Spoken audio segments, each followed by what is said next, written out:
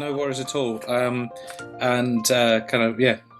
everyone, nice to meet you all. I guess I gotta start by saying I'm not an expert. I'm just, I've been in cycle karting, involved in cycle karting since 2019. It's only a short while, um, but I guess I've collected a few things, and Adam said, "Would I do something?" And I said, "Well, yeah, sure. I'll share some thoughts." So more of a framework for discussion than a teaching. And people do jump in with your thoughts or contribution. Now, there are certainly many more expert engineers and cycle kart creators already on the call that I can see. So they should speak up, and you know who you are. So I guess Adam asked me to talk about chassis design for cycle karts, and I guess we need to think a little bit about what are the criteria. Basically, it's something to keep 3 or 4 wheels at the relevant corners of the car, through holding the suspension, holding the engine and the driver, somewhere to mount your bodywork, and carry stuff like brakes and levers and lights. So that's fairly standard. When you're thinking about chassis, there's often a conversation. There's quite a lot of sort of thought about stiffness and rigidity, and race cars now are all around kind of a really rigid chassis, so that you know what the suspension is doing. I think that's a lot less relevant for cycle karts. And in fact, a little bit of twist could be helpful depending on your rear axle. If you think back at the cars we're emulating, a lot of those had really quite flexible chassis. So, yeah, it's important. It's helpful, but it's not critical. We want to keep the weight down. Cost is probably important to a lot of us, so keeping the cost down. The inspiration car might have some influence on what you're thinking about. So if there's something very distinctive about the chassis on your inspiration car, well, that might be something you want to pull out in the way you design the chassis. Your skills and interests are going to have an impact on this. So if you want to learn to weld, you can't weld, but you want to learn to weld, well, weld away a metal chassis. If you're into woodwork, so each individual person is going to have their own individual right chassis to build. There's no right chassis or correct way of doing this. It's what you want to do, what you want to get out of this hobby. Having said all of that, the standard answer in how do I build a chassis for a cycle car is to use the Stevenson model. So hopefully you can see that on screen. And the Stevenson model was designed to meet a lot of the criteria we just talked about. And basically, it's a plywood box that's stiff. So that will be glued, screwed, and typically fiberglass tape along and filleted on the edges, or maybe just braced with some timber. And then the steel rails are bolted on the outside. And then you hang your axle at the front and your engine at the back off that. So the box gives it rigidity. You don't need to weld. You can make all of this pretty straightforwardly. And then the bodywork goes on top of that. So you create the shape on top of that. But that long box with the end plates and the back plate and the rib in the middle all give it a pretty good basis and a really easy to produce kind of basis for a cycle kart. There we go. So these are more views of Stevenson's cycle karts, and you can see in the picture on the right that front plate has been extended so that it starts to create the shape for the bodywork, but actually the box is flat and there's going to be some shape added on top. They're simple to build, they're inexpensive, and you'll have a lot of fun if you want to do that. So probably a good place to start, unless you're really into getting kind of heavy and technical, is with something like that, because you'll get out driving sooner rather than later, and that's got to be the purpose, isn't it? Probably the most common cycle kart chassis built at the moment is a steel ladder frame. Pretty similar, but instead of that plywood box holding it all together, it's a couple of cross rails just welded and holding that together. So very similar. The side rails don't have to be parallel. In fact, often they're not, because it gives a nicer look, a tapering look. By themselves, these twist like crazy. They really do. You can, but as you add the bodywork on, typically they stiffen up. The picture on the right you'll see is a common variant on that ladder frame, where the rear section is welded on top of the front section, just to essentially drop the driving position. This stuff's typically 3" by 1" by 16 gauge steel, so 75 by 25 mil, 1.6 mil steel. You can cut it nice and easily with a hacksaw or a 1 mil cut-off wheel.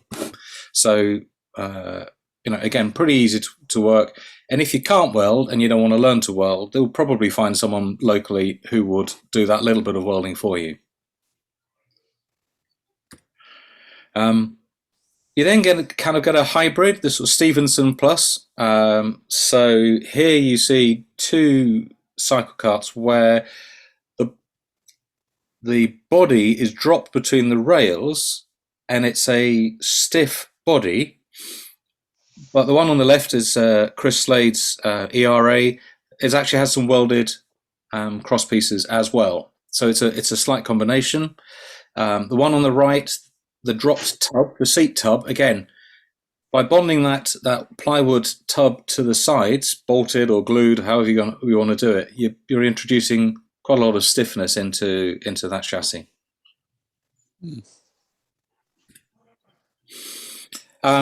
If you want to get more advanced, and particularly if the shape of the chassis is really important to you, you get the kind of welded profiles. So both of these are similar technique.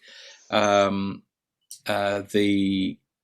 Dodge on the left is Jim Tanner's, and he cut out the profiles and then welded that together. I think that's 2 mil steel, 2 mil sheet.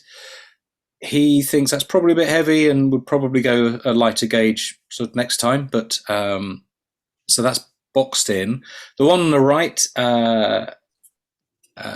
Tucho Ramirez, I've just kind of discovered who had actually made this one on the right.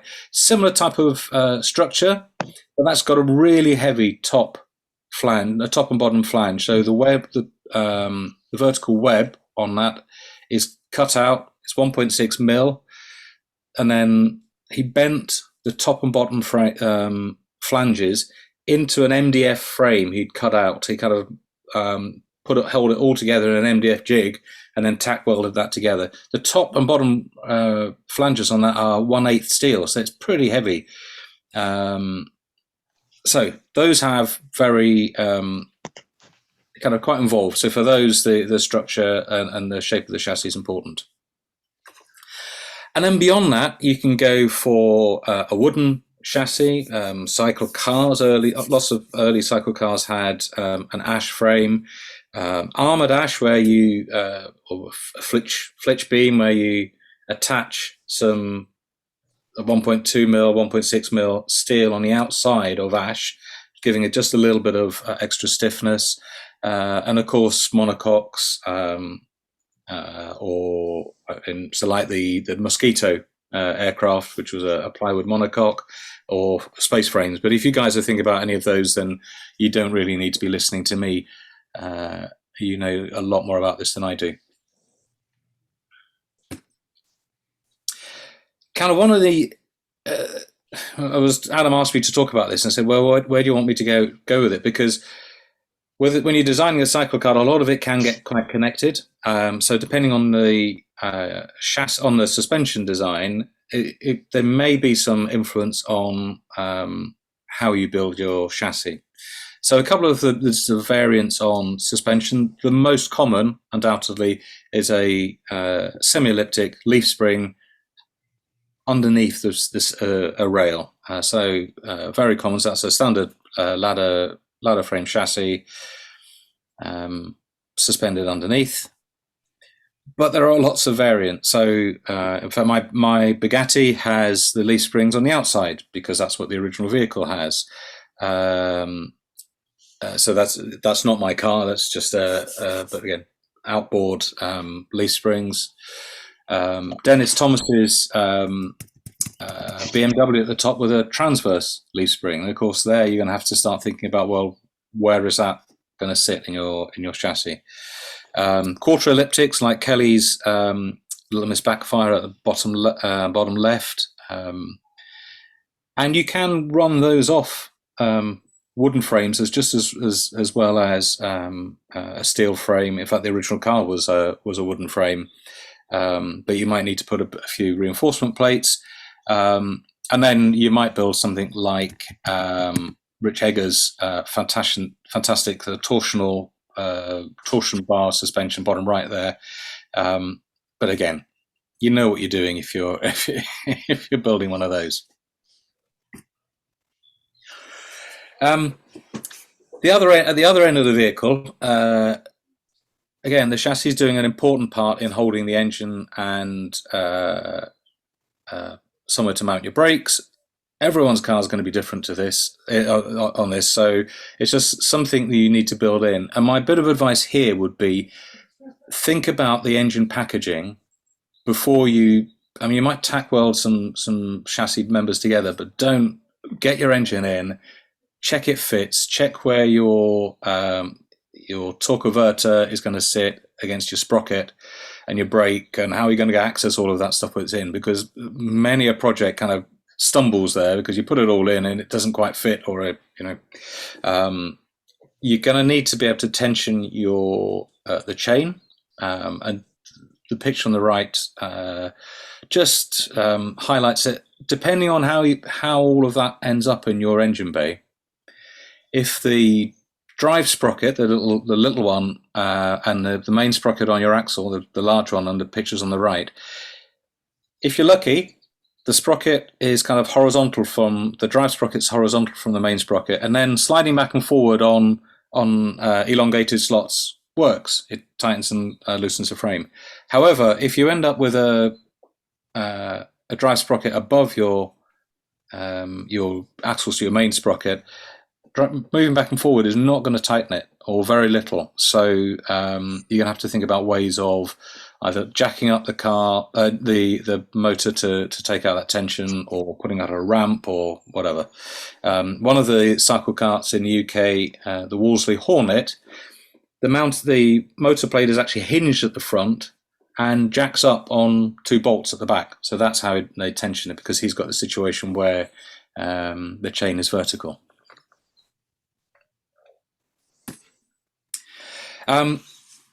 Probably the most important thing around design is, if you're going to be going any speed at all, you want to be keeping the center of gravity, i.e. where your mass is, as low as possible, and forward.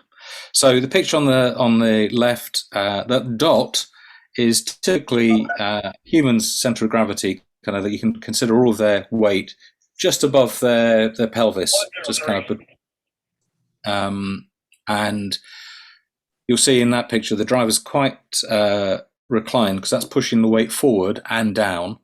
The higher it is, the more likely you're going to end up, if you're going any speed, lifting a wheel, or worse still, rolling. And for driving fun and safety, you don't want to be doing that. So keeping the weight low is going to help.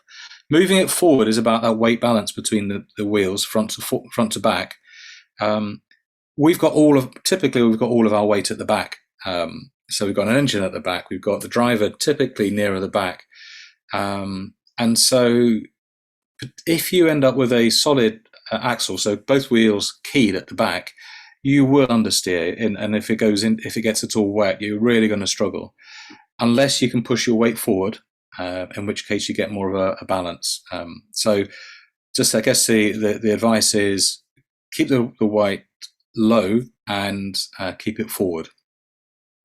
The dotted line on that is typically what the roll center will be on a cycle cart. So the roll center, because typically we don't have rear suspension, will go between the middle of the rear wheel and a line between the two leaf spring shackles. So you want to keep your weight as near to that line or below that line as possible. If you're doing something like a Briggs and Stratton, that Briggs and Stratton thing with the boards, and well, that's you couldn't achieve that look, but you're not going to be going fast in one of those. So keep your weight low, keep it forward. And this was a random construction kind of note, because I thought, I wish I'd kind of known about this when I was building. If you're trying to put a bolt tight through a hollow section tube, you need to put a kind of anti-crush tube in the middle. Otherwise, if you tighten up the bolt and try and get that preload on it, the tube's just going to crush. So in that little picture, the yellow's the bolt, the purple's the nut. I've got a couple of washers, and the green is a piece of tube. So you'll see the hole is bigger on one side, coming in from one side, and then as you tighten up the bolt, it holds all of that nice and firm without crushing the tube. So and then the last point really, you can fake a lot of things. You don't. So if you want to round off the front of your chassis rails, they don't have to be welded. So the one on the right, all they've done is cut off to a profile the steel rails and put some wood in. It works. You can epoxy it in. You can bolt it in. It's going to be completely functional for the types of loads we're putting on these. The car on the left, again, with a Stevenson kind of chassis, you can see the coach bolts going through on the chassis rail. And that kick up over the rear axle is actually fake. It's just a piece of wood, like 1 inch wood. So you can get a really good look, if that's an important part of aspect of your car, just by with a bit of sort of faking it. So don't be afraid to fake it. Faking it is an appreciated art in cycle karting. So guys, that's a quick little run through. As I said, I'm hoping it's going to be a sort of starting point for a conversation, rather than you thinking you're going to have the chapter and verse on how to make one of these. There are plenty of dimensions out there. Dennis Thomas has put some out. Steve Vinson has put them out. Lots of basic dimensions on if you're just going to want to get started. And once again, keep it simple, build it, get out and drive it, because you'll be super motivated. Everyone who builds one wants to build a second one, so you may as well build your first one quickly and get out driving and join in the fun. Thank you for joining us on this Cyclekart Symposium. Thank you, Stefan, again for that amazing presentation.